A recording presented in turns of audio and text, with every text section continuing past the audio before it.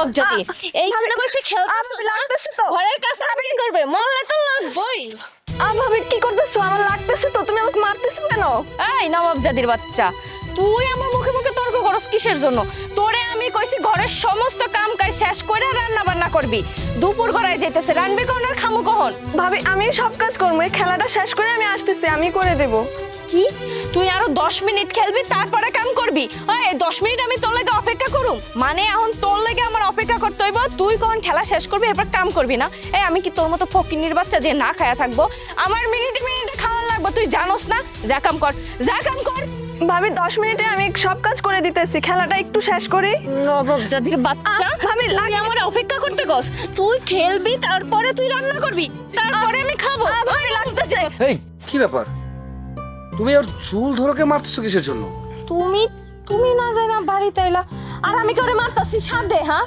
তুমি জানো জানো কি কি কইরা বেড়ায় এত বড় মাইয়া হইছে স্কুল বাদ দিয়া হয় বনে বাজারে খেলে ওই বাড়ির জারিফ আছে না যাইতে রাস্তার মধ্যে হেল লাগে দাঁড়ায় দাঁড়ায় কথা কইতাছে যেই আমি ডাকতে গেছি উল্টা মুখে উপরে আমার কথা কইতাছে কারণ আমি যাবো না তুমি যাও ভাবো কি লেগে মারতাছি কি বলো কি তুমি সব ওর এত বড় সাহস হয়ে গেছে এই তোকে আমি কতবার করে নিষেধ করেছিলাম এখন তুই আর ছোট নেই যে যেখানে সেখানে চলে যাবি তোকে আমি বারবার করে নিষেধ করেছিলাম না বাড়ি থেকে কোথাও যাবি না আচ্ছা যাই হোক যা হয়েছে এইসব নিয়ে আর কোনো জ্ঞানজাম অশান্তি করো না আর তাছাড়া আমি তোমাকে বলে আসতাম হুট করে অফিসটা ছুটি দিয়ে দিল 2 দিনের জন্য তাই ভাবলাম যে এসে তোমাকে সারপ্রাইজ দেই কিন্তু এসে দেখি এই অবস্থা আর এই আমি যেন আর কখনো না শুনি তুই এই ধরনের কাজ করেছিস তোর ভাবি যা বলবে সেই মোতাবেক কাজ করবি ঠিক আছে ভাইজান শুনো আচ্ছা থাক কি শুনবে হ্যাঁ তোর কথা কি শুনবে শোনো ওই না দিন দিন অনেক খারাপ হয়ে যাইতাছে বড় হইতাছে না জানি আরো নষ্ট হইতাছে আমি তোরে শাসন করে রাখি দেখি এখনো ঘরে আছে আর নাইলে ঘরে পাইতাম আর বই এই তোর ভাইজান আইছে ব্যাগটা নিয়ে যা ঘরে যা নাস্তা পানির ব্যবস্থা কর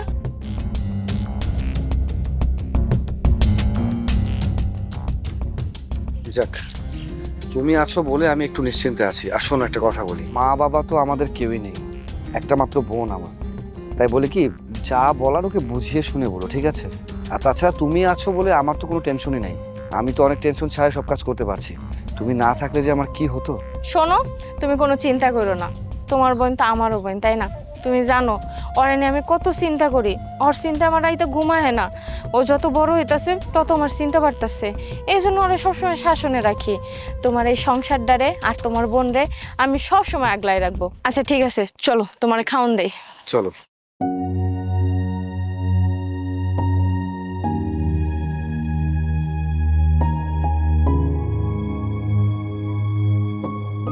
কিরে নুসরাত তুই স্কুলে যাস না কেন তোর কি হয়েছে আমার শরীরটা কয়েকদিন বেশি ভালো না তো এজন্য স্কুলে যাইতে পারতেছি না শরীরটা একটু ঠিক হোক তারপরে যাবো সত্যি করে কত নুসরাত তোর কি হয়েছে তুই তো এমনি এমনি না যাওয়ার মাইয়া না আর তোরে দেখে তো আমার কোনো দিক দিয়ে শরীর খারাপ মনে হচ্ছে না সত্যিই কইতাছি রাত্রি আমার শরীরটা একটু খারাপ তো এজন্য যেতে পারতেছি না শোন নুসরাত তুই তো এমনি এমনি না যাওয়ার মাইয়া না তুই তো খুব ভালো ছাত্রী তুই তো জ্বর নিয়েও স্কুল করছস আর এই তুই সামান্য শরীর খারাপ নিয়ে তুই বাড়িতে থাকবি স্কুলে যাবি না এটা তুই আমার বিশ্বাস করতে কস দেখ ভনিত করিস না সত্যি করে খুলল কি হয়েছে আমি তোর বান্ধবী তুই যদি সত্যি কথা না কস আমি তোর সাথে আর সম্পর্ক রাখবো না আসল ঘটনা কি ভালো ভালো খুলল ক রাত্রি হয়েছে কি আমার ভাবি বলতেছে আমাকে আর পড়ালেখা করাইবো না আমার পড়ালেখা মনে হয় আর হইব না রে আমারে বলতেছে ঘর বাড়ি সবকিছু কাজ শিখতে আমার পড়ালেখা বন্ধ কইরা দিছে আমারে বলতেছে একটু বড় হলে নাকি বিয়ে দিয়ে দিবে আর ঘর বাড়ির সমস্ত কাজে আমারে দিয়েই করায় তাই তোগো বাড়িতে যাওয়ারও কোনো সময় পাই না তুই মাঝে মাঝে আহিস রাত্রি আমি তো একলাই থাকি তুই আইলে তাও মাঝে মাঝে একটু কথা বলতে পারবো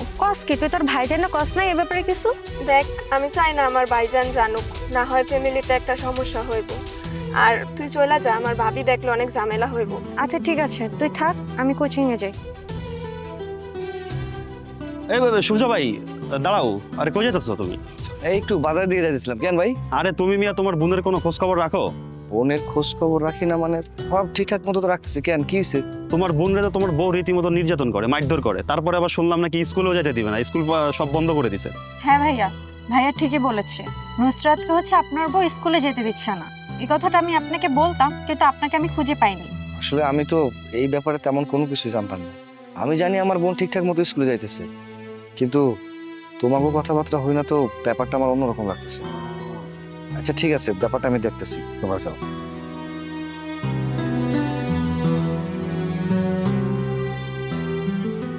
এমন একটা বাড়িতে আমারে বিয়ে দিলা, সুখ নামের জিনিসটাই আমার কপাল থেকে উঠে গেছে। কত ভালো ভালো প্রস্তাব আইছে, সব রেখে তুমি এই জায়গায় কেন আমার বিয়েটা দিছিলা মা? আমি তো তোরে দেখে শুনেই বিয়ে দিলাম। এই ঘরে তো শ্বশুর নাই, শাশুড়ি নাই, দেবর নাই, শুধু ছোট্ট একটা ননদ। তোর ননদ তোরে কি জ্বালায়? এই ছোট্ট ননদি আমার ঘাড়ের উপরে একটা বিষ ফোড়া হয়ে আছে। মনে হইতাছে এই বাড়িতে আমার দাসীবান্দি আনছে, আমার জীবনটা শেষ। মনে হইতাছে কি এই বাড়িতে আমার বিয়ে কইরা আনছে দাসীবান্দি খাটনের লাগা। হ্যাঁ, বইনের দাসীবান্দি করুম, সেবা যত্ন করুম, এই জন্য এই বাড়িতে আমি আইছি। আমার আর কোনো জীবন নাই, বুঝো নাই? কি করছ তুই? তোর এইটুকু ননদে তোরে জ্বালায়? তুই না আমার একটা কথা শোন, এই একটা বাচ্চা কাচ্চা নে, আমারও তো বয়স হয়েছে, আমার কি মন চায় না নাতি নাতনি নিয়ে খেলতে? এই তোরা বাচ্চা নাস নাকি লিগে? কি মনে করো বাচ্চাকে আমি নিতে চাই না? এই জায়গায় তো মেইন সমস্যা। আমি যদি কই চলো আমার একটা বাচ্চা নেই, এখন তো বিয়ের সাথে 4 বছর 5 বছর হয়ে গেছে, আমরা আর কবে বাচ্চা নেব? সে কি বলে জানো, বলে আগে আমার বোনটাকে একটা জায়গায় বিয়ে দেই, স্থির হয়, তাহলে আমার মাথা থেকে সব টেনশন শেষ, তারপর আমরা বাচ্চা নিব। আচ্ছা ওই মাইয়ারে বিয়ে কি এখন দিব? আরো 10 বছর পরে দিব, তাহলে কি আমি 15-20 বছর পর বাচ্চা নিব? এইটা নিয়েই তার প্রত্যেকদিন আমার ঝামেলা। আমার মন চাই কি জানো, ওই মেয়েটারে আমি বিষ দিয়ে মাইরা ফেলতে পারি, তাহলে আমার ঝামেলা শেষ। কত মা আর কবে বাচ্চা নেব?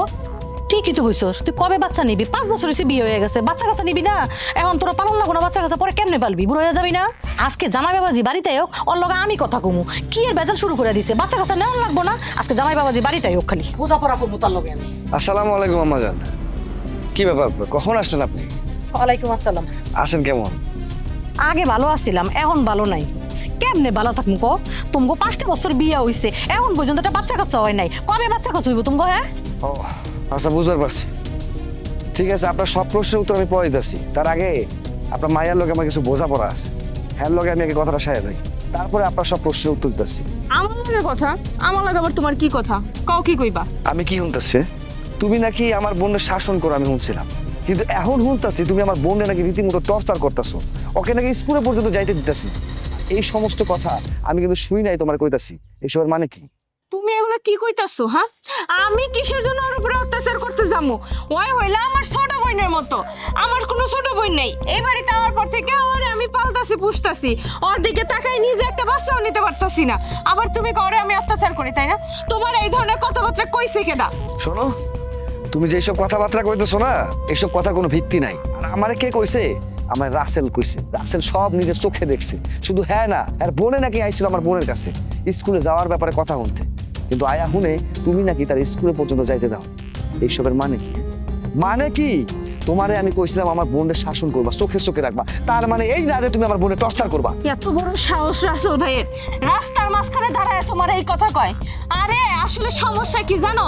সমস্যা না তা গোনা, সমস্যা তোমার বইনের। কারণ তোমার বইনে তো নেকা বেশি, এত আদর না তার কপালে সহ্য হয় না। সে বাড়ির থেকে বাইরের মানুষের যায় যায় আমার নামে বদনাম করে।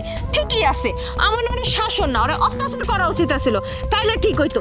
মা মরা মাইয়া আবার এত দেমাক তার। দাও, তোমার আমি শেষবারের মতো কইতেছি, আর কোনোদিন আমার বোনের লগে কোনো প্রকার টর্চার যদি তুমি করছো, তাহলে কিন্তু খবর আছে।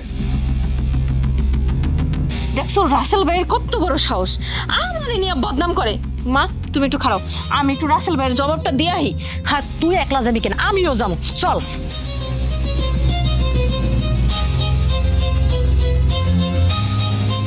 ওই হারামজাদি, এখন তুই খড়ি ঠিক করতেছিস, তাহলে রান্নাটা করবি কখন? হ্যাঁ, রান্না কখন করবি? ওই আমি খামো কখন? আর রান্না বান্না কখন করবি? তোমার এত বড় সাহস! তোমাকে আমি বারবার করে নিষেধ করেছিলাম আমার বোনের গায়ে হাত তুলবে না, তারপরেও কিসের জন্য গায়ে হাত তুলেছো? এই কি হইছে জামাই? তুমি আমার মেয়ের মারতেছো কেন? আর মেয়েকে মেরেছি, একদম বেশ করেছি।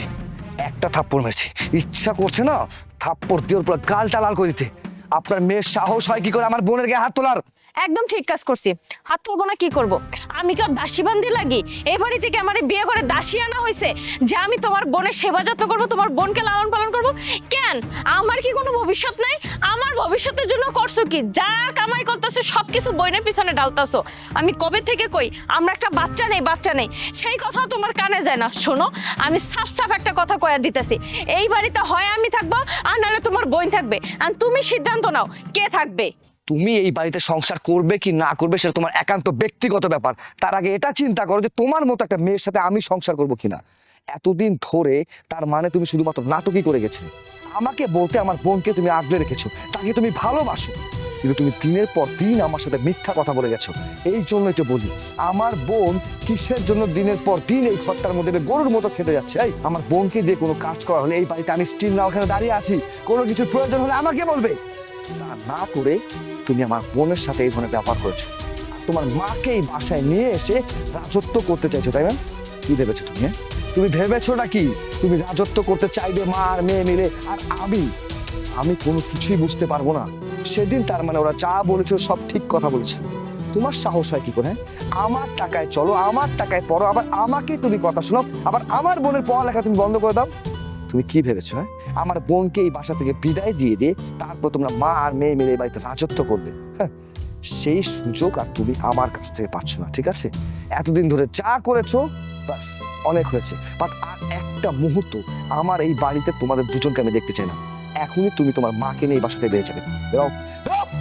ভাইয়া, আমার জন্য তোমার সংসারটা নষ্ট করো না। যা হওয়ার তা হয়ে গেছে। আর ভাবি আমাকে কোনো কাজের কথা বলেনি, আমি নিজে থেকে সব কাজ করছি। আমি তোর কাছ থেকে কোনো কিছু শিখতে, জানতে বা কোনো কিছু বুঝতে চাইছি না। যেটা আমার কাছে ভালো মনে হবে আমি সেটাই করবো। তাই চুপচাপ এখানে দাঁড়িয়ে থাকবি, আর কোনো কথা বলবি না। কি হলো? এখনো বেহায়ার মতো বেসরমতো দাঁড়িয়ে আছেন কিসের জন্য? বেরোন এখান থেকে।